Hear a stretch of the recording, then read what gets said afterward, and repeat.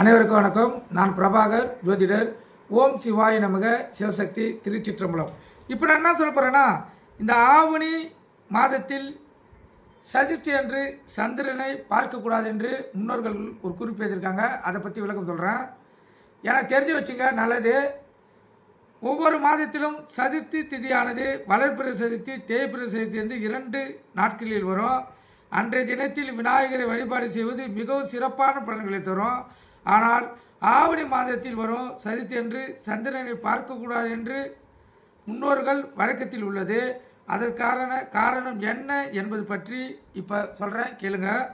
ஒரு நாள் நாதரர் ஒரு மாம்பழத்தை எடுத்துக்கொண்டு சிவபெருமானை சந்திக்க சென்றார். சிவபெருமானை சந்தித்த நாதரர் தான் கொண்டு சென்ற மாம்பழத்தை சிவபெருமானிடம் கொடுத்தார். நாரதர் கொடுத்த மாம்பழத்தை வாங்கிய சிவபெருமான் அந்த மாம்பழத்தை தன் மகன்கள் இருவரில் யாருக்கு கொடுப்பது என பிரம்மதேவரிடம் யோசனை கேட்டார். பிரம்மன் இந்த மாம்பழத்தை முருகனுக்கு அளிக்கலாம் என்று சொன்னார். பிரம்மதேவன் கூறியதை கேட்ட விநாயகருக்கு மிகவும் கோபம் வந்தது. பிரம்மதேவன் அந்த மாம்பழத்தை விநாயகருக்கு கொடுக்க சொல்லாமல் முருகனுக்கு கொடுக்கலாம் என்று கூறியது சிவபெருமான் தலையில் மேல் இருந்து பார்த்து கொண்டிருந்த சந்திரன் விநாயகரை பார்த்து ஏவலமாக சிரித்தார். சந்திரன் தன்னை பார்த்து சிரிப்பது கண்ட விநாயகருக்கு மேலும் கோபம் அதிகமாக வந்தது.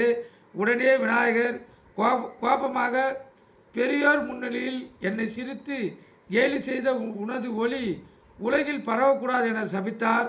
பிறகு சந்திரன் தான் செய்த தவறை மன்னித்து அருள வேண்டும் என்று விநாயகரை வேண்டி நின்றார். சந்திரன் தன் தவறை உணர்ந்து மன்னிப்பு கேட்டதால் சாப நீங்க ஒரு பரிகாரத்தையும் கூறினார். அதாவது ஆவணி சதுர்த்தி அன்று வானில் தெரியும் சந்திரனை பார்க்காமல் தன்னை மனமுருகி வழிபடுவர்கள் என்னுடைய அருளை பரிபூர்ணமாக பெற்றுக்கொள்ளலாம் என்று கூறி அறினால் அன்று முதல் ஆவணி சதுர்த்தி அன்று சந்திரனை பார்க்கக்கூடாது என்று பழக்கம் உருவானது. அதுவே யாரேனும் தெரியாமல் நாம் விநாயகரை சதுர்த்தி அன்று சந்திரனை பார்த்துவிட்டால் அதற்கு பரிகார நிவர்த்தியாக சங்கட சதுர்த்தி அன்று விநாயகர் பெருமானுக்கு பிடித்த அருகம்புல்லை அவருக்கு தந்து வணங்கினால் சந்திரன் பார்த்ததால் ஏற்பட்ட தோஷ விலகும். நீங்கள் கருத்தில் கொண்டு பயன்பெறுங்க. இதெல்லாம் காலங்காலமாக கடைபிடித்து வர்றது நீங்கள் கருத்தில் கொண்டு பயன்பெறுங்க.